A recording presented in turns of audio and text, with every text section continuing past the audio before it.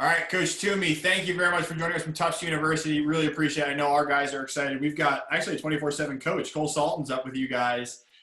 So our guys are familiar with the program, but want to take this time to get a chance to know a little bit more about you, how you got to Tufts, and more about the program and everything you guys have going on. So if you could introduce yourself, talk about what got you to Tufts, kind of where you started your coaching career, why you went into coaching, and then how you got to Boston. Yeah, definitely. So like I said, I'm at Tufts, just finished my first year there. Really had a great time. We had a great short season. Finished 4-0, averaged 25 goals a game. As a defensive coordinator, goalie coach, when your offense scores 25 goals, it's pretty easy to coach D. You guys are rolling everybody. Yeah, it was a fun group. Like I said, Cole Saltman did a great job for us, some second line time. He's gonna have a great year for us next year. But before this, I was at Harvard, I was at BU, I was at Colgate in upstate New York, down at UNC as director of ops, and then at Western New England D3 school in Springfield, Mass, where I played. I've been lucky to work all different levels: small D3, big Division I, small Division I, kind of been across the gamut. So you hit on it a little bit there, the idea of the director of ops role. So I think for our parents and our players, they think about head coach and everyone's the figurehead, but talk about the different parts of a staff. And I think the difference of Division I, where you started at Carolina, and then obviously Colgate and Harvard, but that director of ops role, and then you have the volunteer and the assistant. So I guess break that down for us of kind of the different roles of each. Yeah, so at the kind of the higher level Division I teams, or at least Division I teams with the bigger budgets, for the most part, their staffs have the head coach. They have 2 full-time assistants. They have a volunteer assistant, and then some of them have the director of ops role as well. And so with that, the volunteer is usually either a young guy just getting into coaching. Could be someone a little older, more established, who's able to make money by running camps, but still not get paid by university. And then that director ops role is technically a non-coaching role. So what that means is they're responsible for usually a lot of the film work, the equipment ordering, maybe laundry, just being around the office, breaking down film for the staff. A lot of that to help as needed. And where that's a huge advantage for programs is you have a team of 50 guys, that extra person just allows you to divvy up the players and have better relationships with each player. Whereas some of the less funded teams may have the head coach, 2 full-time assistants, maybe the volunteers only there for practice, can't show up every day, and no directive ops. Makes it a little harder to have that interaction and relationships with so many guys. Yeah, it's totally changed over the years. I mean, that director of ops role is probably shortly after you and I were playing. Like that position was almost created a little bit, like probably in the past, 10 years is when that position kind of was born, more or less. But then you were one of the earlier guys in it. Yeah, and with it, it goes to the bigger roster sizes. Most rosters were 38, 40, 10, 15 years ago. Now the average is getting around 47, 48. Most people at 50. So you just, that extra body is so important to give great relationships to the players. Yeah. And then now at Division III, there's no rules on number of staff. So Division III, you have some programs with, 1 part-time head coach, and then just guys who show up. You have some teams like a Salisbury or Stevenson that do really well Division III. Those guys have about 7 or 8 assistants on their staffs. Some guys are in the office every day. Some guys come once a week. When I was playing, we were lucky enough to have 3 guys who were teachers in the area. They're unbelievable across minds, but they were only there at practices. So Division III have all different. But for us, we have the full-time head coach, 2 assistants in the office every day, and then 2 graduate students that are in all the time helping out with practice. It's incredible. It's a different world. Well, jumping into what this situation's been like. Obviously, this is weird for all of us with the quarantine and COVID-19. Because what is this? We talked about your season. You guys are off to an incredible start, and just like I said, just rolling everybody. But what does this look like since then for your players? I mean, obviously the abrupt end, and then I guess talk us through kind of that last couple of days with your guys as it's all wrapped up, and then what you guys have done since. Communicating with your players, workouts, exams, that whole. What is life like for them right now? Yeah, one thing for us, I think luckily, I say this luckily, is we found out that our season was getting canceled on the field. So the staff found out at halftime of our last game versus Ithaca. We told the players there's 6 minutes left, so we're able to get like a little senior day out of it. So all our seniors played the last 6 minutes of that game together, which is really great for a good send-off for them. From there, 3 days later, the whole campus was shut down. Everyone was sent home. And we did an okay job, but I think it took us like a week to 10 days to really figure out what we wanted to do for our players for the rest of the year. What we decided on doing was basically trying to simulate the season the best we could, from, that middle of March until Memorial Day weekend when we hope to be playing. And so what we've done with our guys is, every other week we do a team meeting on Zoom. The alternate weeks we do class meetings, so meet with each class. And then we send the guys these 2 challenges a week to simulate those 2 games a week that we're used to playing that are hard physical challenge. Some of them are wall ball based, where they all compete with the best wall ball time. They post it into a team Excel sheet to compare and contrast. And some are really tough workouts that like a CrossFit type workout just to simulate that really hard day. Last week, 2 weeks ago would have been the NESCAC playoffs. So that's a Saturday, Sunday event. So we had them do a hard challenge Saturday. And then on Sunday, did another hard challenge where we all went Zoom and did a beat test together just to simulate that compete level. Because you definitely can't simulate being on the field 2 hours a day, 6 days a week, but trying to simulate that competition piece as best we can within the team. So much of that's part of this, right? It's like for all of us that have been athletes and been part of a team, it's like you have the competition in the game, that's fun, that's part of it, but the team atmosphere, whether it be the practices together, the workouts together, that's all part of it. So it's cool that you guys have been able to continue to incorporate that, even though you're not there physically. Yeah, we feel like that's been our big advantage. The NESCAC, the season doesn't start till February 15th. So their first practice is Feb 15. Then your first game is Feb 29 or March 1st. So be able to go into Memorial Day really makes your season that much longer. Hold on, my dog might freak out for a second. That's all right. We're good. Okay. So, trying to simulate that longer piece Memorial Day. And then with that, our roster right now is really deep. There's a lot of battle for spots. So the ability to just compete with each other, hopefully will lead forward to having a high competition level next fall again. Oh, that's great. So I guess on that same topic, I mean, all these guys were given an extra year of eligibility. And I know that goes into master's programs and what's next, but the whole team has an extra year of eligibility. So what is that going to look like for your guys? What's the impact for your players on the team now? What's that going to look like in the future with transfer portal and everything that goes into it for Tufts? Yeah, so I'll hit the transfer portal piece first. In the NESCAC, which is similar to Ivy and similar to Patriot League with their rules, there's no grad transfers allowed. So one of our players can get a graduate degree at Tufts and play, but we can't have a Division I guy come in or another Division III guy come over to Tufts and play for grad school. So luckily at Tufts we do have grad programs. So we do have 3 or 4 guys looking into it. One guy is definitely coming back. One of our captains, defenseman, really happy about him. He's coming back for his 5th year. Getting his master's, which we're excited about. And there's 2 or 3 more guys considering it, still figuring out their options of whether they want to come back or not. And then for the underclassmen, it's a mixed bag right now. Some of those, we have 3 guys in the junior class who told us, hey, coach, I'm definitely going to get my master's degree. I want to come play my 5th year. There's a couple other guys that, coach, I'm not sure yet what I want to do. I'll keep you posted. And then for the freshmen, sophomores, they're just not sure yet. It's so far away to figure out. Especially Ryan, for sure, it's like, you never know with injuries, how it plays out, what you want to do, what you can handle.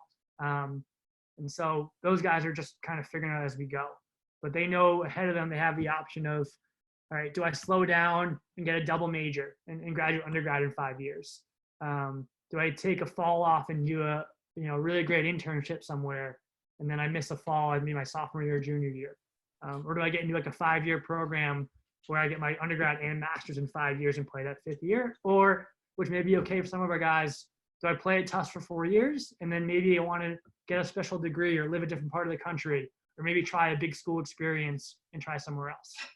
So you kind of talked about it a little bit. In Division III and Division II are different than Division I, and the ability to take the fall off. So I guess we'd jump around a little bit, but talk about your fall ball and why that might be a little bit more of an option than what you're going to get at some of the bigger schools, some of the Division I programs, and why that, for a lot of kids, that's almost more appealing for the route to go Division II and Division III lacrosse because of that fall ball option. Yeah, I'll start with one of those, the kid that's coming back for sure. He was a 4-year player for the Tufts football team, a 3-year starter at tight end, and then a 3-year starter for the lacrosse team, a captain for us. And so in the NESCAC, which is school like Tufts, Williams, Amherst, Wesleyan, New England Small School Athletic Conference, there's no fall ball for us at all. So the first time I get to coach my guys is February 15th. In the fall, they're on their own. They do captain's practices. They work out with their strength and conditioning staff, but they're on their own with no coaching. For some schools, that means a lot of kids go abroad or do internships. Our guys don't do that. They really want to focus on being together and working out together, but there's nothing from the coaching staff that's like required to be around. And so with those guys of doing the internship in the fall, maybe taking that fall off, again, it's not as good as being there 4 years. But Ryan, if I had a choice of being with a kid in the fall and seeing him like once a week when he comes to the office, or seeing him every day for that 5th year spring, I would definitely make that trade. You already did all that. And just the ability to do it, where it's like they actually have the option where you can say that you have the option at the Division I level, but it's almost frowned. I mean, you've been there. It's like, yeah, you can do it, but it's very frowned upon versus maybe a little bit more common or accepted because of that ability to practice or inability to practice, really. Yeah, and with that multi-sport, like next year's 2020 class coming in, there's 2 kids playing football and lacrosse. We have a really great attack this year. One of them won Breakout Player of the Year. He's also the number 2 guy on the golf team. He was a kid that was a top 50 recruit in the country, committed to Division I school, wanted a different degree, wanted to play golf and lacrosse, so came to Tufts. And we had 2 other guys in the roster who played football for 2 years and also play lacrosse now. That's so cool. Such a different idea. Well, getting back, I know we jumped around a little bit just because I know you have a different fall ball than most teams, so I wanted to hit on that, and you mentioned it. But getting back into the extra year eligibility, and we talked about your team now, how do you think that's going to impact the recruiting process? Because all of our guys, that's their concern is I'm a 22 or I'm a 21 or even a 20, and all these guys just, an extra class just was added. So how do you guys think about that and approach the recruiting process knowing that extra year is kind of in the bag? Yeah. We're definitely going to take a smaller class, but when I say smaller, it's like 1 or 2 kids smaller. We usually try to bring in about 10 to 12 kids, and then maybe end up with a football kid that gets about 13, 14. This year, we're just going to make sure we stay at that like 12 level. Really affects kids is in that specialty position, where if you have 2 face-off guys that want to stay back. And I love face-off guys. I don't need 7 of them on the roster. So, we're slated to have 5 next year because in 5 the following year, because one of the juniors wants to come back. So we may not take a face-off guy in this class. Now, if he's a superstar, we probably will, but we're not looking to take that. Same in the goalie position. We're not looking to take a goalie. We'll take one for the right kid. We're not going to extend ourselves to find that player. So I think those are the guys that are going to feel the crunch the most. But overall, there's not going to be that many kids that take advantage of that 5th year, either at the Division I level, Division II, or Division III. For so many guys, if you look at a senior class that plays, on most rosters, it's only probably 4 or 5 guys, maybe 6 that have a big role their senior year. There's special situations where there's more, but most classes, about 5 or 6 guys really pan out that senior year. And then also some guys just have great jobs. We had a couple kids I would love to come back, and they would love to come back. But it's like, all right, do I give up this guaranteed job and then maybe hope a year from now the economy's changed and I can get that same job again, and then also pay 50, 60 grand for another year of college? That's a hard sell to somebody. Yeah. And so a lot of the conversations have been maybe 2 or 3 guys take it. And like you said, if you have a senior class where 10 guys are contributing, you're probably playing for a national championship because it's just so rare that you get to that point. And so, like I said, for a lot of the 21s, 22s, so the specialty position may feel the squeeze, but everyone else, I don't think it'll be that different for them. You just have to have those conversations with coaches and just say, okay, I know you have, these young guys playing for you. Have they talked to them all about playing at 5th year? Do you know if they're planning on doing that? And then working into that conversation. Yeah, and you said it earlier. It's like if you're a good player, there's going to be a place for you. It's just you have to find that opportunity and be a little bit more patient and do a little bit more homework as you go through your recruiting process. On that, I guess that same topic is how do you guys approach recruiting? So, and the NESCAC's a little bit different, and that July 1st date is really big. So I guess walk us through, how you guys, and you can hit on your experiences from prior schools and how that compares to what you're going through now. But I guess the whole process from building your list and evaluating players to kind of D-Day or decision day on that July 1st date to actually making offers and then into the commitment process. Yeah, definitely. So I'll talk the big picture first, then adjust it to what we're dealing with currently. like you said, July 1st is that date when NESCAC can offer. And so any day before that, admissions will not read a transcript to give you the go-ahead to make an offer. So on that July 1st date, our admissions officers will take our transcripts that we send to them. They'll read it. They'll tell us what bands kids will go into, which I'll explain a little more down the line. From there, if we get good reads from our admissions, we'll let a couple kids know that, and then extend some offers. Some schools are, same with September 1st for Division I. Some schools are really big on, I want to have 5 or 6 kids committed as soon as possible. Some schools like us are more like, hey, if we get 3 or 4 kids that we absolutely love, great, but we're not going to offer kids to offer. We want to be really patient on that. So you may get 1 or 2 offers on that date. But by and large, to clarify, this is July 1st going into their senior year, not. Yes, sorry. Yeah, because a lot of kids are say September 1st of your junior year is that Division I communication day. But for you guys, July 1st going into your senior year is really the big decision day. Yeah, so for our 21s, we can't do any offers right now for the 21s until after that date. So that's kind of the big picture of that. And then for what that looks like moving backwards is, for the 21s, like right now, we're talking to some of these young men. We're gathering transcripts, test scores. Ideally, we'd be trying to see them play again. We have a Tufts Virtual Academy to see some of the players, which is nice too. But hopefully, we can see some guys in June on the field or in July to get those second evals and see the players. Before that, in season, we go pretty much dark in season with recruits. We're always available for a phone call if needed, but we're more so focused on our players as much as we can with that shortened season. Before the season starts in the winter, we're going out and seeing some players, getting a list of those juniors that are upcoming. And then in the fall, we're a mix of finishing up that senior class and then really starting our list for those juniors of who we want to look at. Now, when you talk about that list, how many guys are you you're going to evaluate thousands of kids throughout the summer that you're seeing at tournaments or at showcases or prospect days, but when you guys sit in the office and you're starting to think about, narrowing down your list or builders, how many guys are you talking through as a staff before you make some of those decisions? We have a list of probably about 200 kids that are in our picture somewhere. And then there's a list of about 50 kids or so that we're really dialed in on. And with those 50 kids, it's a mix of kids that have shown us a lot of attention. So we know them really well and we think we have a good feel for them and they'd be a good fit. It's a mix of some kids that we think would be absolute home runs for us, that we feel like we're battling with some Ivies and Patriot Leagues trying to recruit those kids. And then it's other players who, we just think that academically it's a really good fit for. We've seen them play a couple times. They're 4.0s, they're high 1500s. They fit us academically, and those guys are on that list.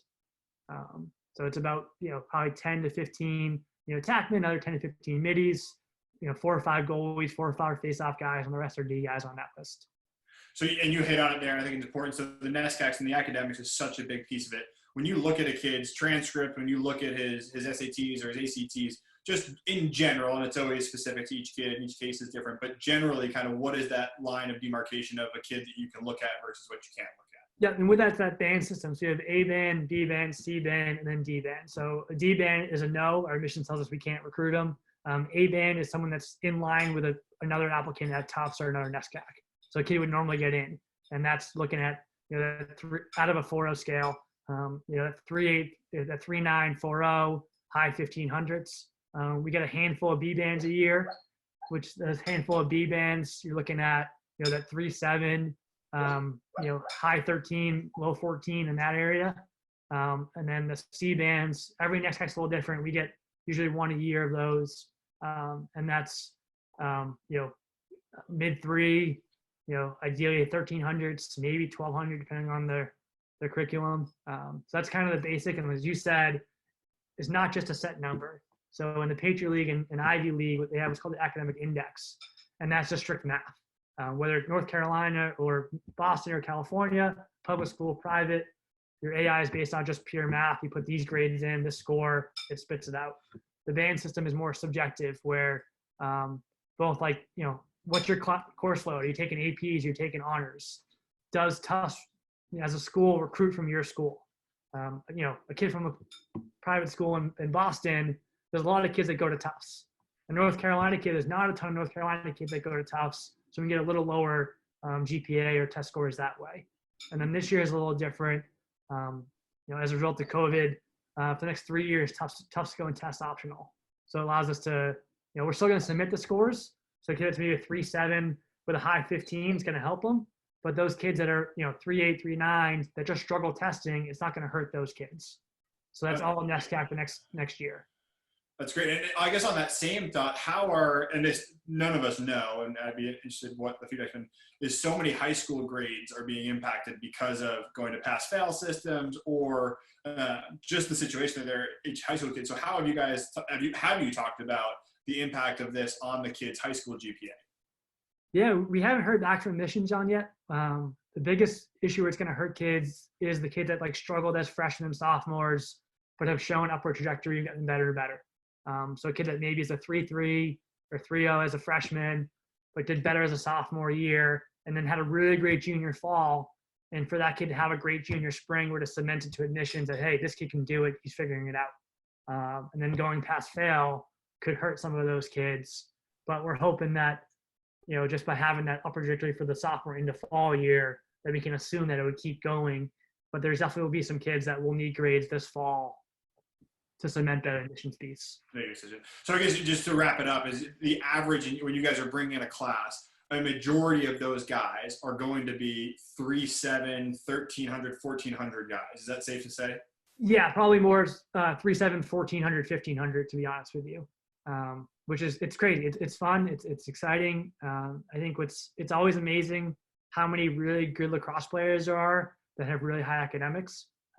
It's awesome to see, but it's also and that's what's both fun and tough at a school of this high caliber academically, is it really narrows that pool. And so you hear oh, how do they pick these kids? Well, you go to an event, you talk to a club coach, right away you cut off, 70% of the roster. So you're only picking from that 30% academically. That's what we say the same thing. Is one, we look at our guys' GPAs and we're always pretty you're shocked at how high they are. But two is the amount of really good lacrosse players that are also really good students that want the Ivies, the Tufts, the NESCACs, the Patriot Leagues, that level of school. And there's in our world, there's just so many of them, which makes it, like I said, it's a small pool, but it's an ultra competitive pool at the same time. Yeah, and we'll work off that high academic piece. We have a lot of walk-ons on our team. There hasn't been a team that I coached that hasn't had walk-ons. And when I mean I walk-on are kids that weren't given admission support on their team. And maybe the coach recruited them, maybe they knew they were coming. One of our two of our captains this year, of our four captains, two of them were walk-ons, and they made the team. They had big impacts. One of the best goalies I coached, a kid Rob Shaw at Harvard, he was a walk-on at Harvard, made the team, was 3-year starter for the program. You look at even Division I, Carolina, their best D mid. Connor Marr was a kid that got into UNC on his own. It wasn't one of the admission slots, but got in. He'd be a 4-year starter, one of their best D mids in the country. Just having those great grades can open up a lot of doors for you. If you're an A band for us, we're much more willing to take you than if you're B band or C band on that lower level. We feel like you got to be a superstar to be that C band, but an A band, we're willing to take a little more risk on you. Yeah.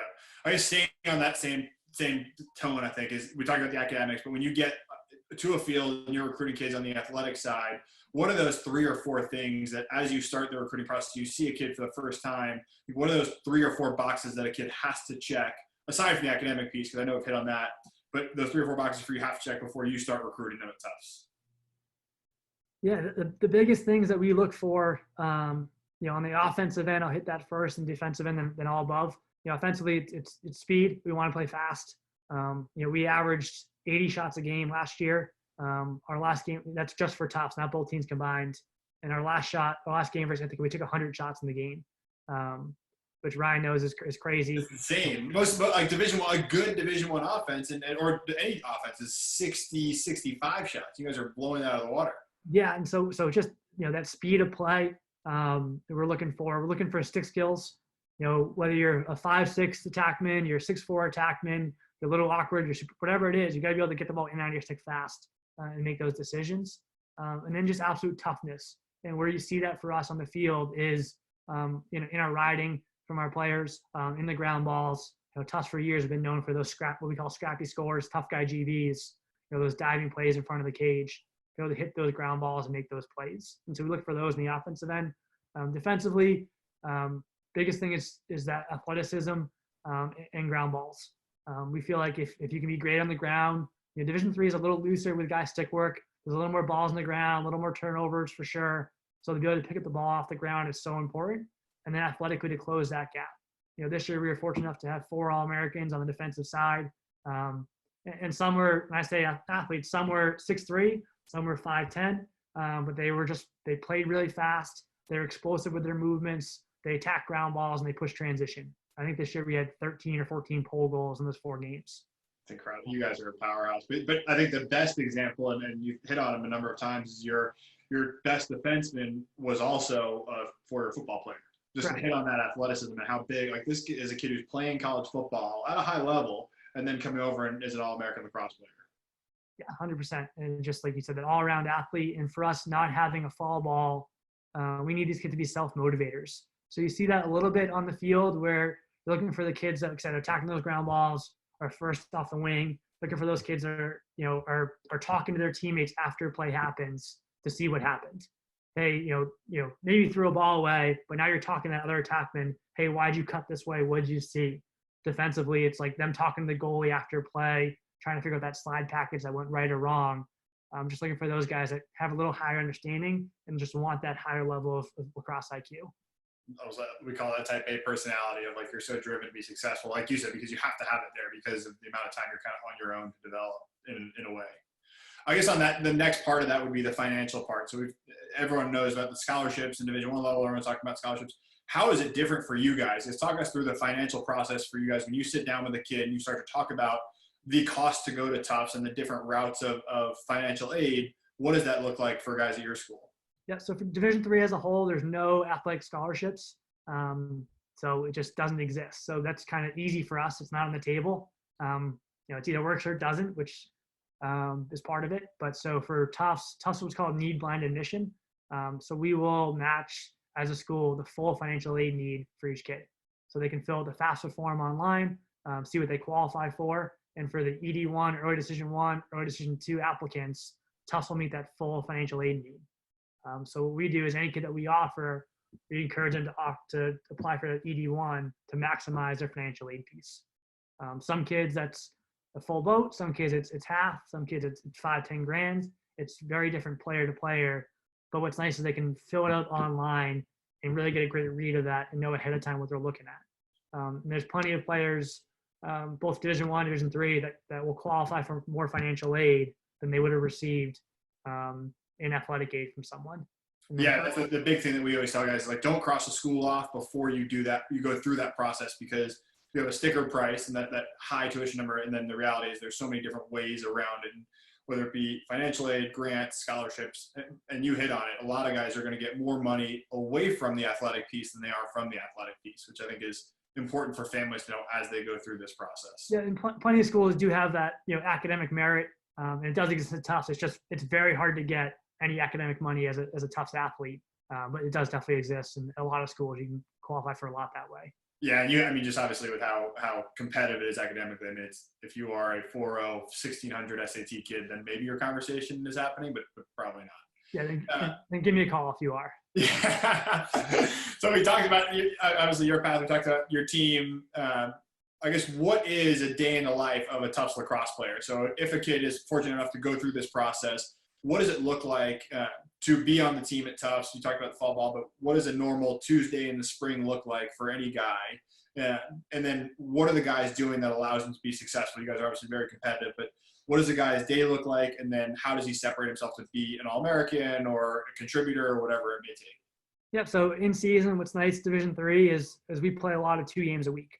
And so for us, what that means is, normal Monday for the guys, practice Monday, Wednesday, we're basically down there from like 3 to 5:30, 3 to 6. We start with team film at like 3, and then do practice after that for about an hour and a half, and then they're back in their locker room ready to go. So that's Monday, Wednesday. Tuesday, Thursday we're a little later. That 5 to 7 slot that allows guys to take labs, be an engineering lab or take a science lab during the day, be a part of that. And then with those 2 games a week, those are usually on Tuesdays or Wednesdays and then Saturdays. But for our players, that's when they're required to be there. As long as their class schedule aligns with that, most of those guys are down in the locker room about an hour and a half before each practice.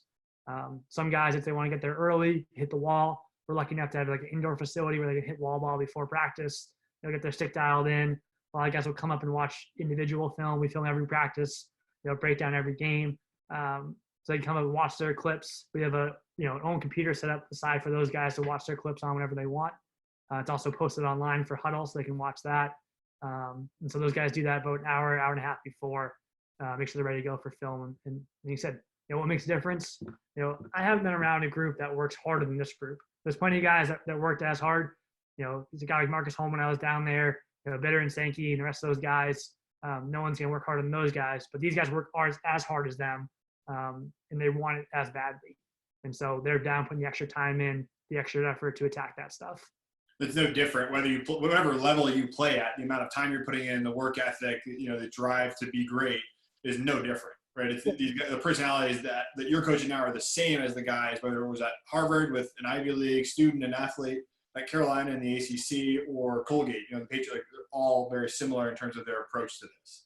Yep. And then I'm not going to be crazy. We don't have 50 guys that are like that. No program does. So we have those 20 to 30 guys. You're trying to get it more and more each year who are that dialed in and that hungry.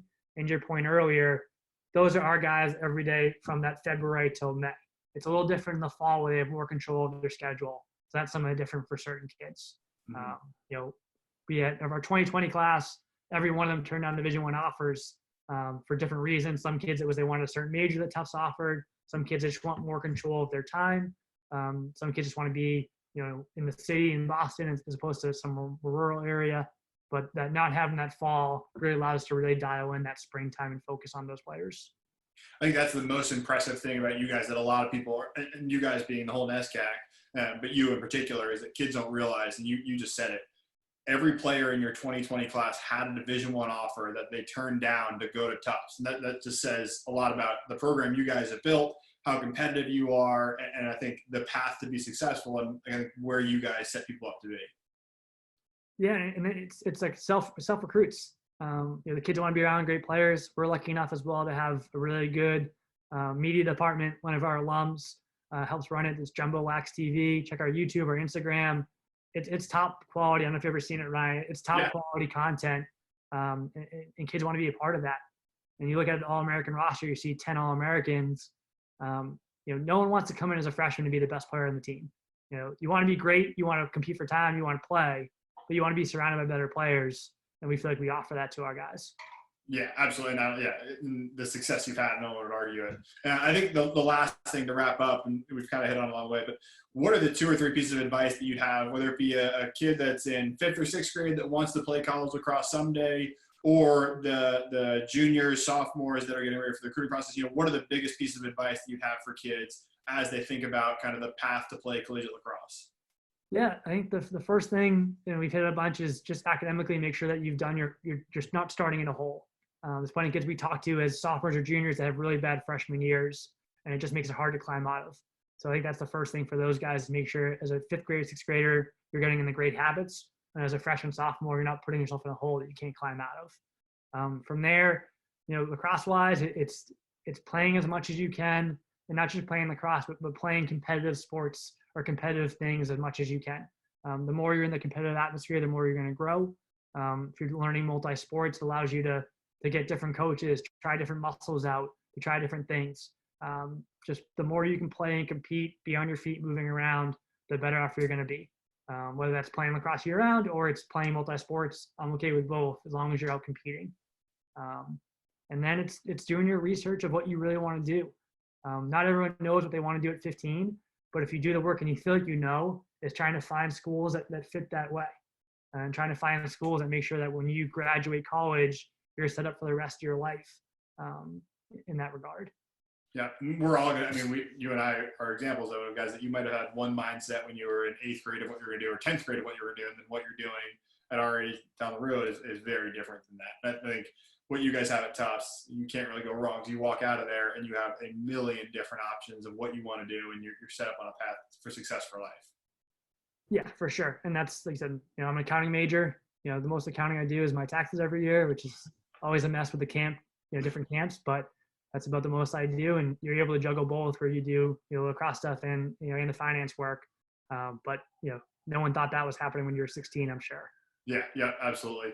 Well, thank you very much. I appreciate it. We've obviously, I've been able to follow you through your coaching career, and we've been in this for a little bit. So it's been fun to catch up and hear about everything you guys are offering at Tufts, and it's very impressive. We definitely follow you guys on social media. We follow the team. Like I said, we've obviously got a guy there, so it's been a lot of fun for us over the years. But appreciate it, and hopefully we get a chance to get on the field soon and see each other. Yeah, can't wait to see you. And if your kids see Cole floating around North Carolina, make sure he's putting his work in. Oh, absolutely. All right, man. I'll talk to you soon. All right, later. Thank you.